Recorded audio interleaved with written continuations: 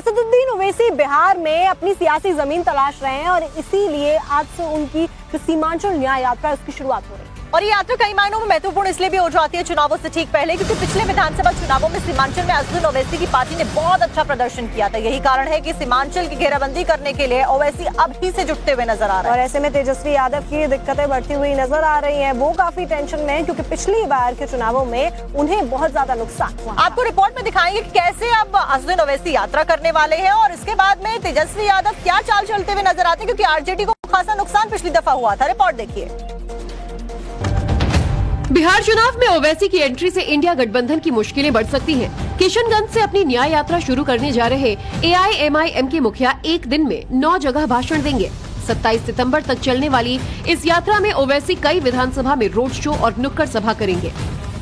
हमने कहा था कि चुनाव में हम पूरी तरह से हिस्सा लेंगे और अब सीमांचल में 4 दिन का हमारा विजिट होगा। मुख्तलिफ विधानसभा में हम अख्तर उल ईमान साहब जाएंगे, वहां पर आवाम से मुलाकात भी करेंगे, पब्लिक मीटिंग भी करेंगे।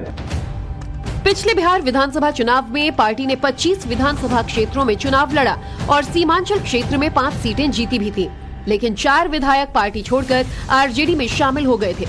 ओवैसी की पार्टी ने आरजेडी से अलायंस के लिए लालू यादव को चिट्ठी लिखी थी, जिसका कोई रिस्पांस नहीं आया और अब ओवैसी थर्ड फ्रंट की उम्मीद पाले हुए हैं। थर्ड फ्रंट की कोई उम्मीद है सर? अब देखिए, नहीं मालूम, उम्मीद पर दुनिया कायम है, देखिए क्या होता है आगे।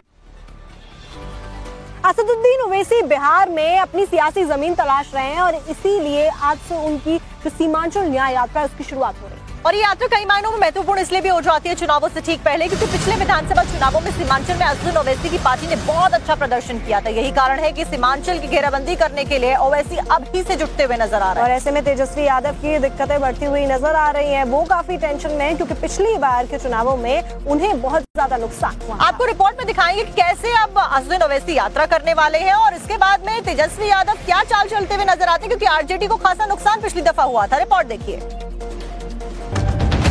बिहार चुनाव में ओवैसी की एंट्री से इंडिया गठबंधन की मुश्किलें बढ़ सकती हैं। किशनगंज से अपनी न्याय यात्रा शुरू करने जा रहे AIMIM के मुखिया एक दिन में 9 जगह भाषण देंगे। 27 सितंबर तक चलने वाली इस यात्रा में ओवैसी कई विधानसभा में रोड शो और नुक्कड़ सभा करेंगे। हमने कहा था कि चुनाव में हम पूरी तरह से हिस्सा लेंगे और अब सीमांचल में 4 दिन का हमारा विजिट होगा। मुख्तलिफ विधानसभा में हम अख्तर उल ईमान साहब जाएंगे, वहां पर आवाम से मुलाकात भी करेंगे, पब्लिक मीटिंग भी करेंगे।